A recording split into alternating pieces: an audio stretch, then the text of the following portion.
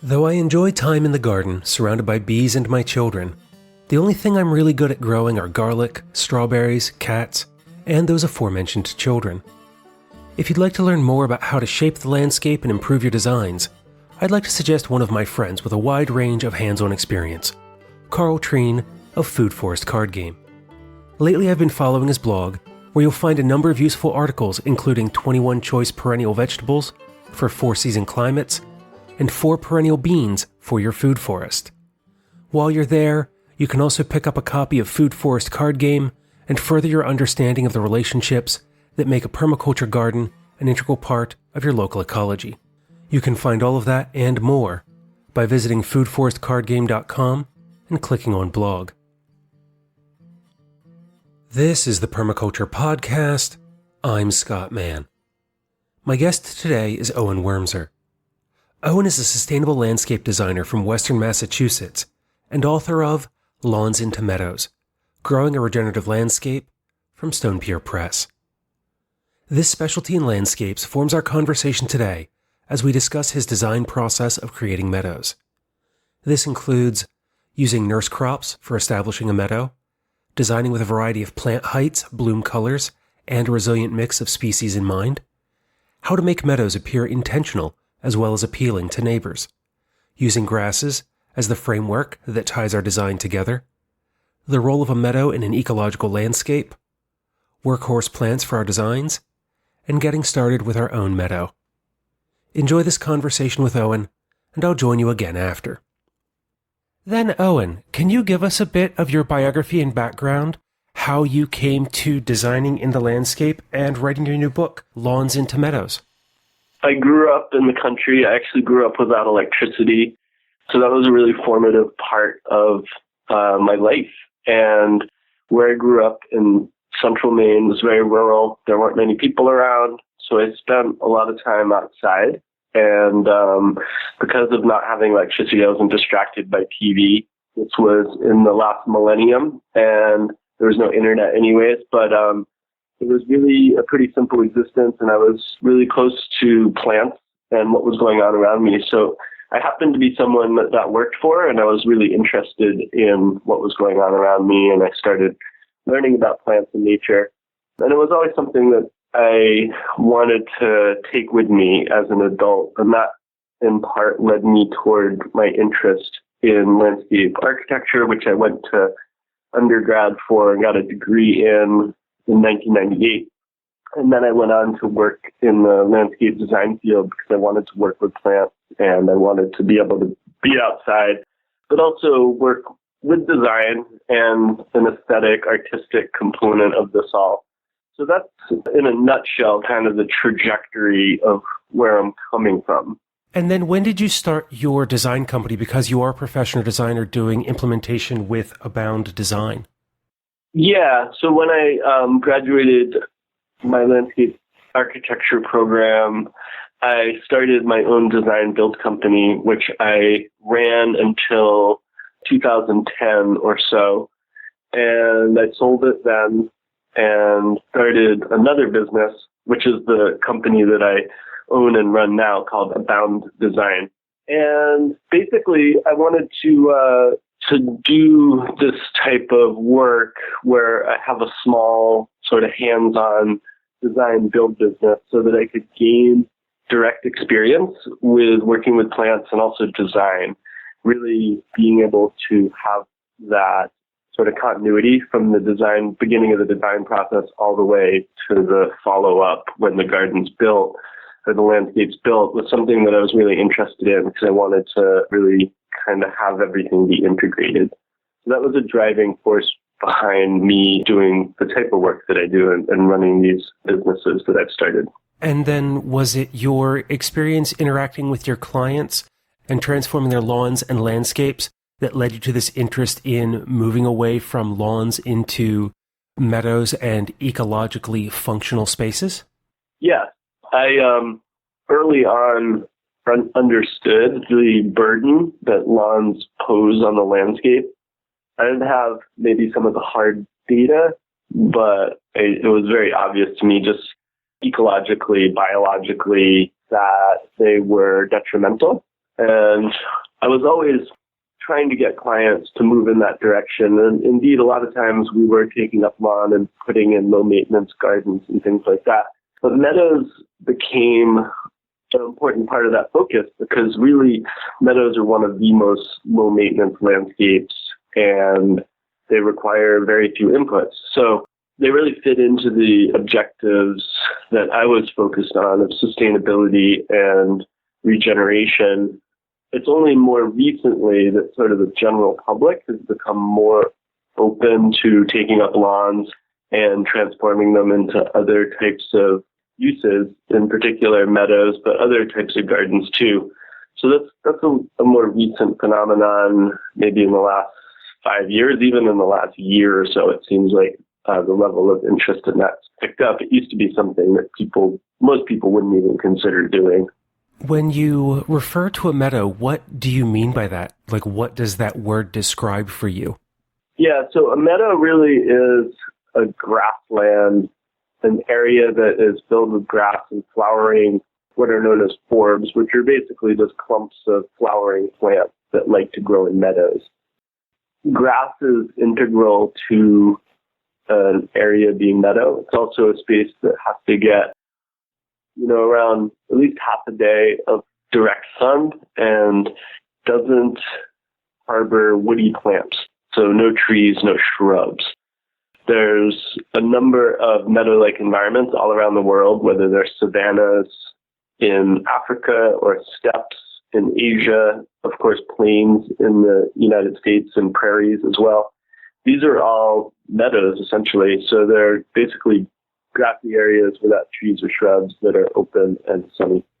Now, when you're working with clients and looking to move a lawn to a meadow, how intentional is this process? I ask that because when I first came across this idea, probably 8 or 9 years ago, early in my permaculture career, the idea was that we could just leave a section of land kind of barren, unmowed, and just see what would grow up to allow the seed bank of what was there to develop, mow a path around it so that your neighbors realize that this was intentional and just kind of let it go. What are you working with in order to develop meadows these days? Yeah, so the approach that you just laid out is one of the approaches that I mentioned in the book. And really there's sort of a spectrum of possible ways to go about turning a lawn into a meadow. When you live in a residential area, it is important, I think, a lot of times to kind of let people know that it is an intentional effort and to have sort of a strip that's mowed around it. A lot of times can kind of signal that. So that's, I just wanted to throw that out there because that's a really good inclination on your part. But really, the approach that I espouse that gives people the most control over the end result is to actually eliminate the lawn entirely by either tilling or using solarization. Recently, I've been experimenting with using a sod cutter, removing the grass, the turf, composting it, and then tilling once or twice and planting right into that. So if you get rid of the existing plants, there's a much higher probability that what you seed in will establish. There's focus for long-term sort of survivability of a meadow. The focus should be on perennials, particularly native perennials. They take a little bit to establish, could be like a year or two before they really start coming up. So usually it's best to put in what I call a nurse crop, which is basically an annual crop that will fill out the exposed space that's been tilled or where the lawn's been removed for that first year before things really start filling out. So you're planting some biomass as a form of annual ground cover for that first year or two while your perennials establish themselves and begin to grow out and fill in that space? Exactly. And the nurse crop serves to protect the seedlings. They help with erosion control, and they also can keep some weeds from coming back in. But one really important piece is that when the nurse crop establishes, it also covers any exposed soil in the short term. I've been experimenting with using annual flowering plants this year, especially, where I've been trying out things that are more temporary, like poppies, to provide some color and make that first year a little bit more attractive, essentially. But many different species can be used as a nurse crop. Historically, I've used annual rye, and that's what a lot of seed providers recommend. When I had experimented with this some, I think I was using spelt because it was recommended for soils that were rather poor and could grow fairly quickly, and then be able to use the stalks then the following year as a mulch over top of the plants. That sounds perfect. And there's a number of species that can be used. The trick really is whatever you put down initially as a nurse crop, you don't want it to grow so densely that it's going to inhibit the perennial plants in the meadow from growing. So you wouldn't be using like recommended seeding rates from your seed company, but backing that back some so that it's just kind of a sparse cropping to help but not to drown out. Yeah, so depending on the species that is being used as a nurse crop, there are different rates at which it can be seeded. And I do take guidance a lot of times, particularly to figure out the volume of seed, because that really determines relative to the area, the rate of coverage. And it's going to vary relative to the nurse crop you're using, but also when you're planting the perennial seeds. It varies plant to plant. They have different germination rates, and they have different weights and different sizes. And so there's a whole level of complexity that unless you work at that particular seed house, you don't really have that information, because it's going to vary from seed house to seed house because the seeds are collected in different places. So I lean on them for that information as well. So that's as you're developing this idea of a specific meadow, working with the different companies that you're purchasing seed from to develop a comprehensive plan for what this is going to look like, not only as you're planting those annuals, but also filling in perennials and getting kind of a trajectory for where you'll be going over the first year of installation and those to follow? So there's a couple sort of nuances to this. In regard to using annual flowering plants for that first year, historically, like in the 80s and 90s, early 90s, annual meadows were a bit of a fad. And a lot of people ended up being really disappointed because a lot of the general public doesn't necessarily understand the differences between annuals and perennials in any great detail. And so people kind of expected the annuals to self-seed or come back. And a lot of times they didn't. So on the other hand, meadows that are really long-lasting and have a lot of ecological value and provide beauty for decades, they're always comprised of perennial plants. So there's sort of a never the twain shall meet sort of approach in terms of seeding in meadows. I'm finding and experimenting with the possibility that both of those work well in conjunction with each other. And so that's an approach that I think is very much worth investigating further. Similarly, another nuance to the whole thing is that in terms of the designing of the actual seed mix itself, because that's what ends up really creating the design of the meadow, because the seeds are being dispersed throughout, and how they sprout and what sprouts and how they fill out is what determines the end result. So I try to do as much of that, figure out as much of that on my own as possible. I start by using a process of elimination that begins with assessing the site and making sure that I have a clear understanding of the site. And this is easily the most important part.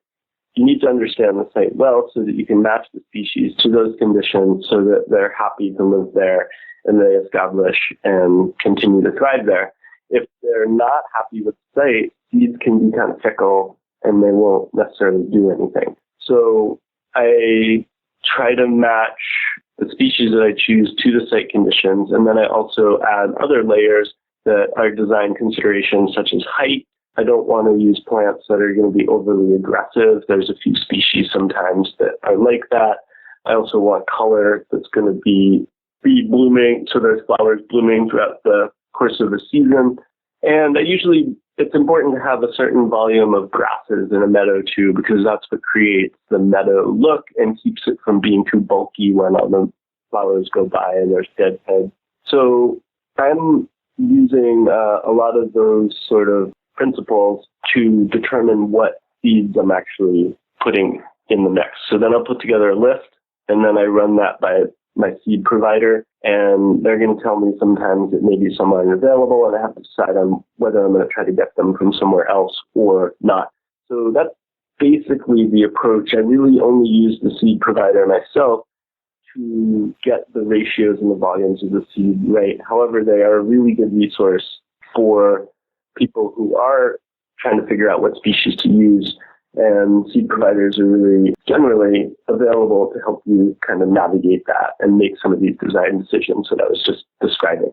And with what you're saying, it's interesting to hear the way that you're laying this out, because many of the design processes you're going through when it comes to the way that it looks and the way that it feels are the kinds of things that I think about when I see something that I really like that I haven't necessarily given language to, with the color and how it looks throughout the season and everything else. And so I was wondering, when you're putting those different elements together, how much of that is being guided through your client process, and how much of it is you presenting this idea to your clients and selling them on it?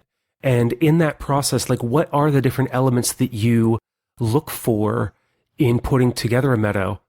I generally don't make a very strong pitch for my work in general at this point in time.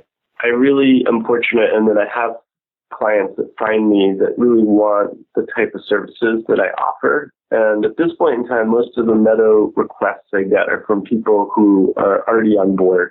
It's really kind of luxurious as a designer that way, because I can just focus on the actual process itself.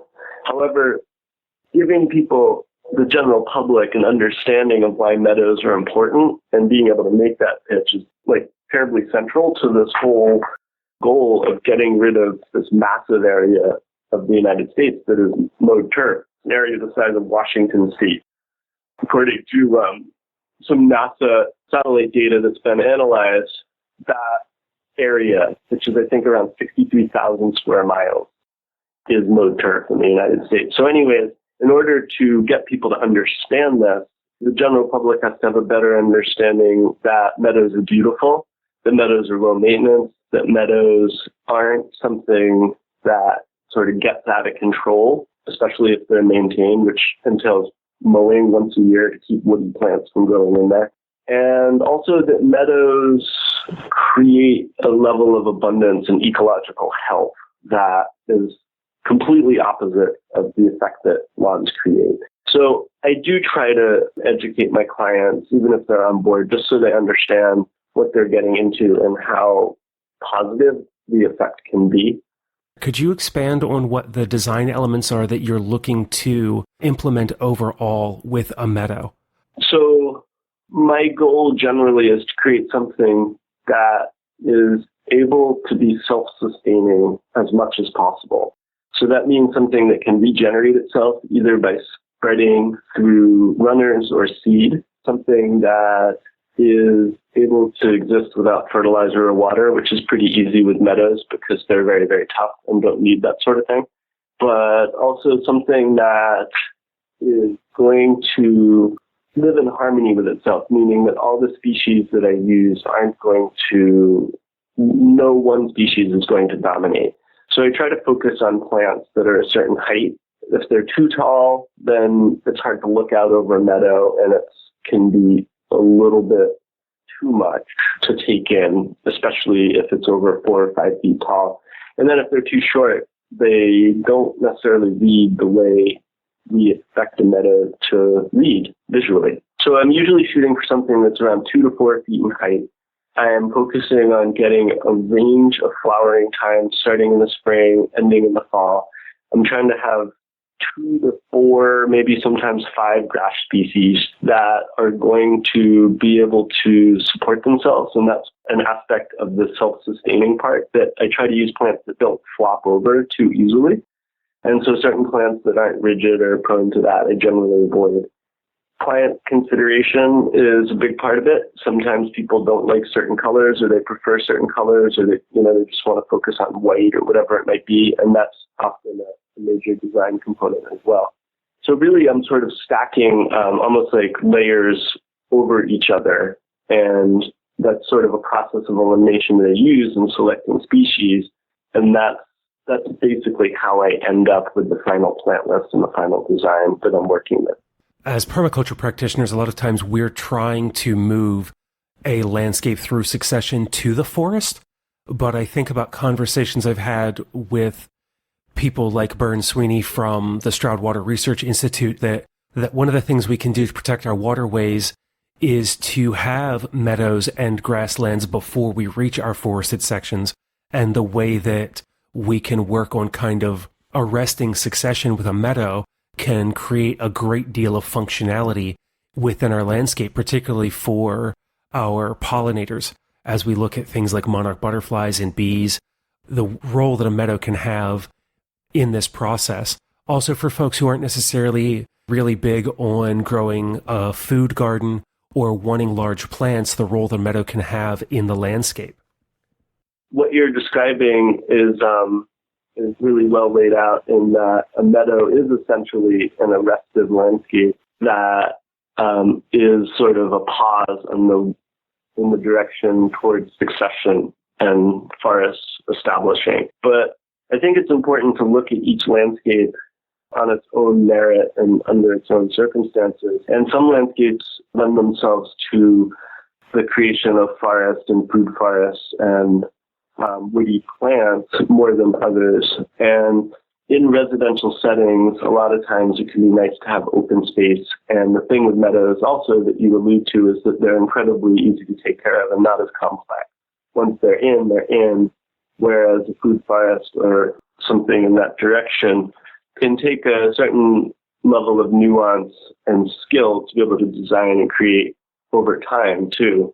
One really important fact that I think people should consider when they're thinking about this subject is that meadows have been shown to be incredibly effective at sinking carbon. And so this is a solution that people can use in their own yard that doesn't necessarily involve a lot of effort, doesn't involve a big investment. And once a meadow is established, those meadow plants, a lot of them have very deep roots. And because they're not woody plants, they don't really store the carbon that they inhale as carbon dioxide and break down. They don't store that in their trunks or their limbs like trees do. They send most of it into the ground, which then goes towards feeding microbes and mycelium in the ground, and large amounts of carbon end up sequestered in the soil. There's not a lot of studies done on this, but the ones that have been done clearly show that there's a massive ability to sequester carbon. So this is a really wonderful approach for people in a residential setting to have a positive impact on the ecosystem that way. But then also, as you alluded to, Scott, pollinators and wildlife benefits enormously from the presence of meadows. And it's a pretty wide sort of spectrum of animals that benefit from meadows, pretty much all of them, because they bring in insects, insects bring in birds, and also the seeds from the meadows bring in birds and small rodents, and then predators show up, and they're really sort of a foundation that the food chain relies on. So they're incredibly beneficial on all these different levels. And I would like to backtrack a little to what you were saying about the plants that go into your meadow designs. And you mentioned grasses. How do the grasses that you're selecting for a meadow differ from what someone might already have in their lawn?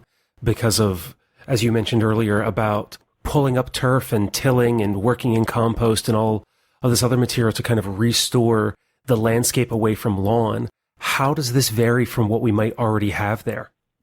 Most lawn grasses are what are called cool season grasses, which means they like to grow outside of the intense heat of summer. So usually they do most of their growing in spring and fall. And that's why you see a lot of lawn grasses in hot, dry areas turn brown in the summer, because that's what those species do. But then there's also a whole group of grasses that are known as warm season grasses. And these are grasses that like to grow during the heat of summer, like little blue stem is an example of that type of grass. Scacrium, if I'm saying that right, Scoparium.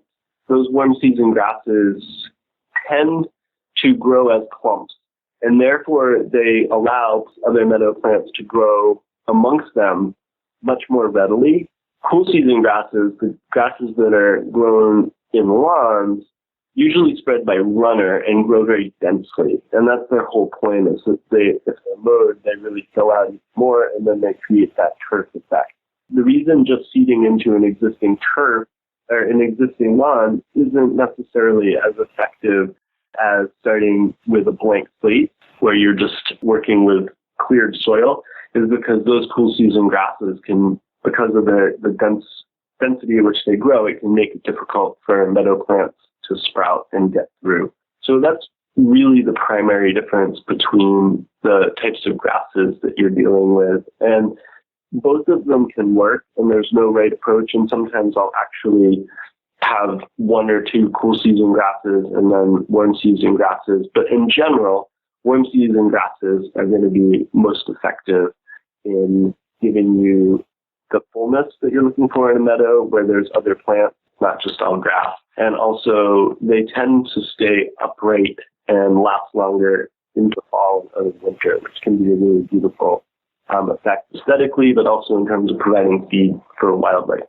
From that description, then, are grasses kind of forming the base that you're designing the rest of your plants around, or are they what you're kind of filling in, or am I thinking about this too much in like segmented pieces? No, I think what you're getting at makes a lot of sense, because really I kind of look at them as the matrix in which the meadow grows out of. Without the grasses, it's not really a meadow in the same way that we think of meadows. Meadows are grasslands, and the grasses are what creates the texture that we see when we see a meadow. And without that texture, it's also not aesthetic in the same way, because flowering plants go by. A lot of times they end up being really bulky, and they have old seed heads, things like that. And some of that can be attractive, but when you have a lot of it, it can start to kind of detract from the overall look. And grasses help in that way aesthetically, but much more importantly, they really do provide the sort of ecological function of holding the meadow together and creating the foundation out of which everything's growing. So they're terribly important in a meadow. Yeah, and that mention of heavy dead heads and things like that makes me think of some of the fields in the local parks here in central Pennsylvania will often be filled with milkweed. And when everything's growing, it's absolutely beautiful, but come fall, it just kind of looks like a monocrop with all of those pods just kind of sitting there. And it just makes me think of that, was you've said, visual texture that we can develop by designing throughout the entire season, and the way that that extends into the periods where we no longer have growth. You know, in some cases, it doesn't matter what things look like if the value ecologically is so important, or it's in a situation where no one really minds.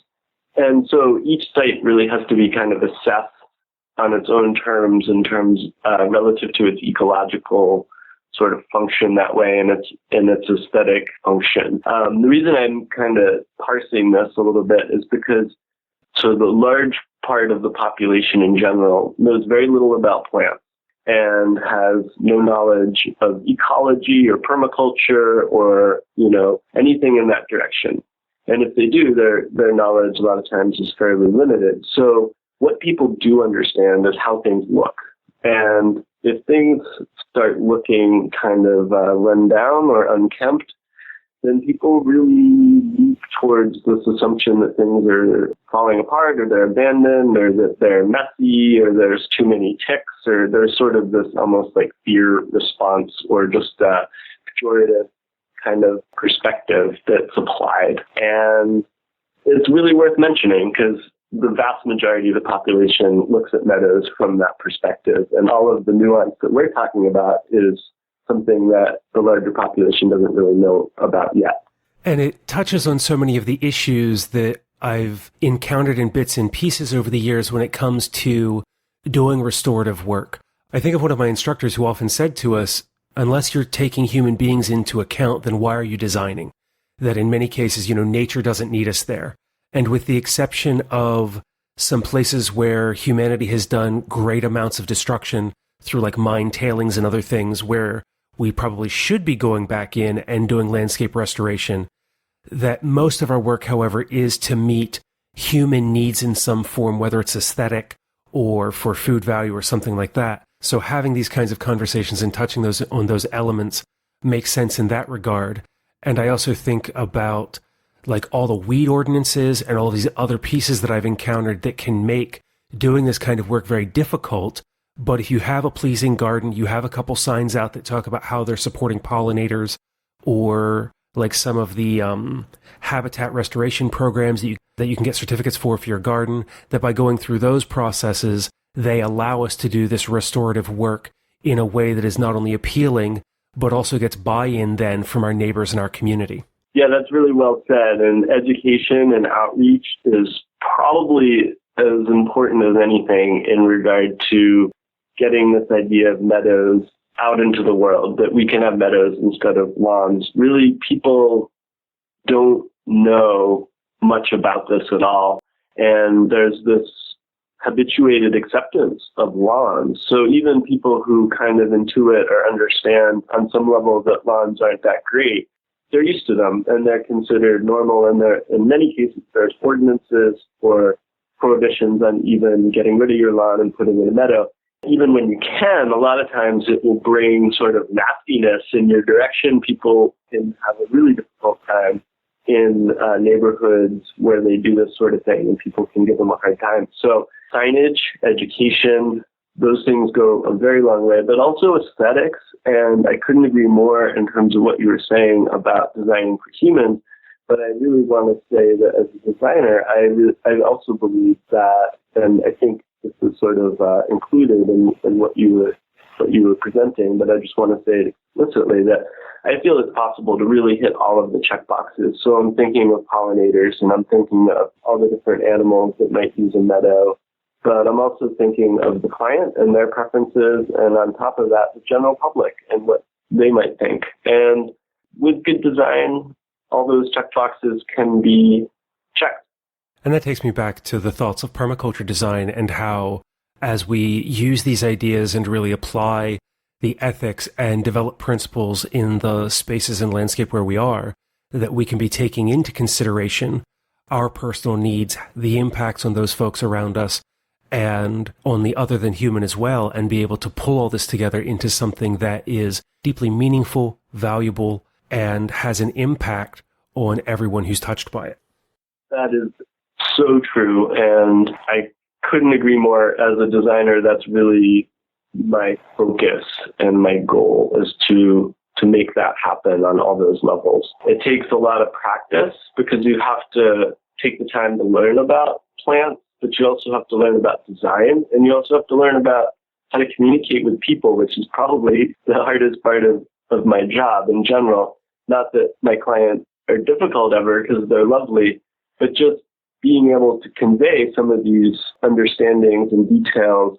There's so many different layers and levels to it, and to be able to work with the client and also the public to make everything happen takes a lot of communication skill. So there's all these different levels that are part of the design process that are very important and add up to being able to check all those boxes. What are some of the plants that you're really focusing on and have a lot of joy and interest in working with when you're putting together meadows?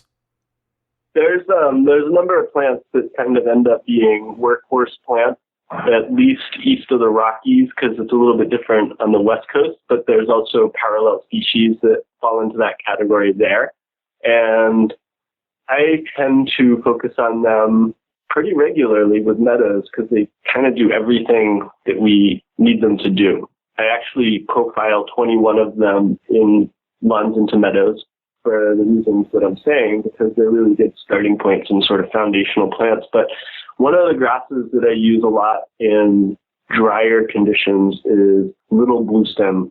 Little bluestem is a really beautiful grass. It's very tough. It can take drought, and it grows amongst everything else really well. And it has a beautiful effect in the light. It stays upright into the winter and has this beautiful color. So that's a grass that I use a decent amount. In wetter settings or where there's a little bit more moisture, a lot of times I'll be using Panicum virgatum, which is switchgrass. Up here where I live in western Massachusetts, it doesn't grow super tall. It's something you probably want to be a little bit more careful about using in the south. So those are two grasses that I use fairly frequently. And there's also a number of flowering plants like Echinacea, purple cone flower, Echinacea purpurea, black-eyed Susans, which is Rudbeckia, butterfly weed. I use a lot of milkweeds, and butterfly weed is Asclepias tuberosa, which really loves dry conditions. And also there's one called swamp milkweed, Asclepias incarnata, and that's a plant, despite its name, that can take a lot of different types of conditions. And I use yarrow, I use anise hyssop. There are definitely species that I err towards because they're low maintenance, they're the right height, they flower for long periods of time, pollinators and other wildlife adore them, and they're really easy to take care of. Yeah, and a lot of those are plants that, I have growing here in my children's gardens in Pennsylvania and have seen around. So it sounds like this has an applicability for a wide range of climates here in the eastern United States. And as you say, for anyone else who's interested, they can likely find analog plants to be using wherever they are in the world.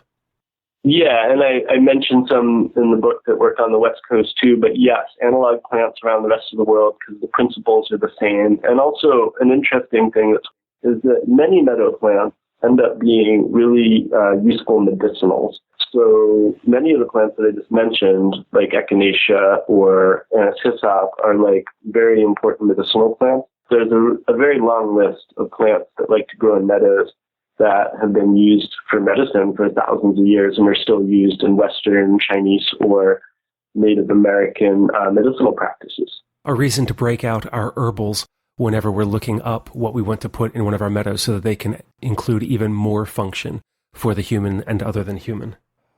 Exactly. And really, I think the more I work with plants, and I mentioned this also in a section of the book, is the more I understand the perspective of Native Americans, where they talk about how they learned herbalism and the usefulness of plants from animals.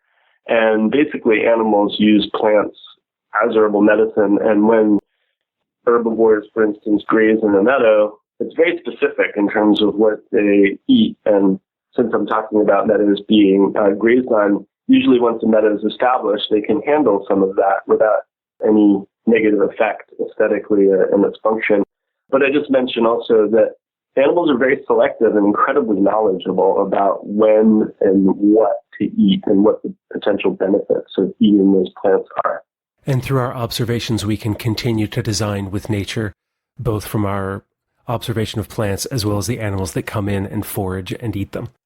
Yeah, absolutely. And I've learned much of what I've learned from those observations and reading about other people's observations. And I think that's a level of knowledge that we need to reconnect with and also regain if we can't connect with it through sort of historical sources.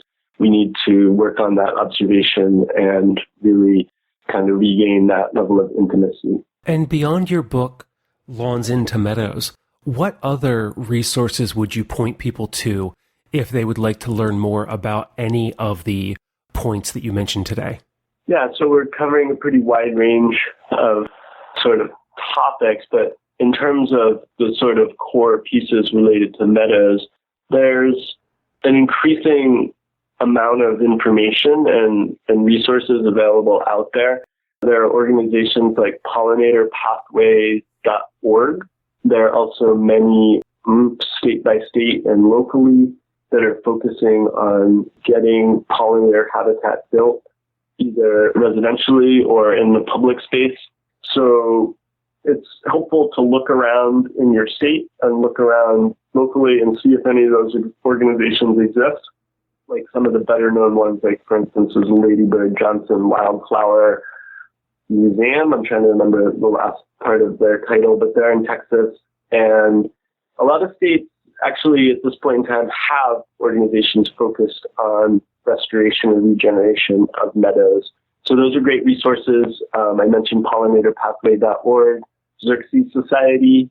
They're a great organization and have a lot of free information around how to go about this. But then also a lot of the seed providers that provide native meadow seed. Many of their websites have detailed information about the plants and how to do this. And a lot of the native seed suppliers also have regionally specific and site-specific to conditions of a site seed mixes that you can buy. So those are all great resources. Another one that's worth just giving a shout out to is Wild Ones, wildones.org. They basically are focused on this exact topic and getting more people around the country to turn lawns into meadows and turn their yards into habitat. And they, I think, have chapters in, I know it's over a dozen states. It might be well over that at this point in time. So they're all over at least part of the country. They're worth checking out. And in the little bit of time that we have remaining, is there anything else that you'd like to share with the listeners? Yeah, I think it's easy to be discouraged by sort of the weight of the world, so to speak, and the ecological and political situations that we find ourselves in, particularly, I mean, it's such a vast list of those problems, but since we're focused on sort of ecological and landscape matters here, that side of things alone is pretty upsetting a lot of times in terms of the amount of habitat destruction and just where we've ended up in general, that we have an area the size of Washington State that is mowed grass, most of which doesn't even ever get used in this country. So it's easy to be discouraged, but we got here by, 1,000 cuts, literally cutting down tree by tree. And at the same time, just transforming part of your yard and creating pollinator habitat and sinking carbon into the soil starts to change the tide. And this is the only way that we're ever really going to make a bigger difference and create a healthier ecosystem. And really people have to wake up to the fact that they're responsible for the well-being of the ecosystem around them and at large. And one of the most effective ways you can do that and help out is by turning your lawn into a meadow. Well, thank you for that and everything else you shared and for joining me today, Owen. Oh, thanks so much for having me, Scott. It's a pleasure to talk about this stuff. And that was Owen Wormser. Find out more about him and his work at abounddesign.com and his book, Lawns into Meadows, at stonepierpress.org. As permaculture practitioners, establishing meadows can form an important part of our design toolkit. We can leave an area barren, but intentionally tend it around to allow the seed bank to grow up, and then select from the species that arise as the base for a meadow, or we can choose what to leave intact as we establish a food forest or design around our garden paths. In areas with restrictive covenants on trees and tree heights, or in towns with weed ordinances, meadows can be a beautiful way to restore the landscape while skirting those restrictions. If we live along waterways, or are farmers trying to reduce the total daily load from runoff and fertilizer, and further reduce topsoil losses, buffer strips of meadows along our streams and rivers can improve water conditions while saving our earth. But those are just my thoughts on meadows in the moment. What are yours? Leave a comment in the show notes or get in touch. Email show@thepermaculturepodcast.com. Schedule a call with me at calendly.com/permaculture, or you can send something in the mail and receive a postcard in reply from my extensive collection by writing to The Permaculture Podcast, P.O. Box 16, Dauphin, Pennsylvania, 17018. If you'd like more from the show, become a listener supporter on Patreon, where you can receive a glimpse behind the scenes, including what I'm currently reading and listening to, with the weekly update. Share your questions and knowledge in the monthly AMA, and join the ongoing conversations about permaculture at patreon.com/permaculturepodcast. You can also make a one-time donation, which I'll use for tea and snacks while I'm editing, and for the expansion of the show at paypal.me/permaculturepodcast. You can also find the show on Instagram at permaculturepodcast, or send me a tweet on Twitter at permaculturepod. Until the next time, Spend each day planting meadows while taking care of Earth, yourself, and each other.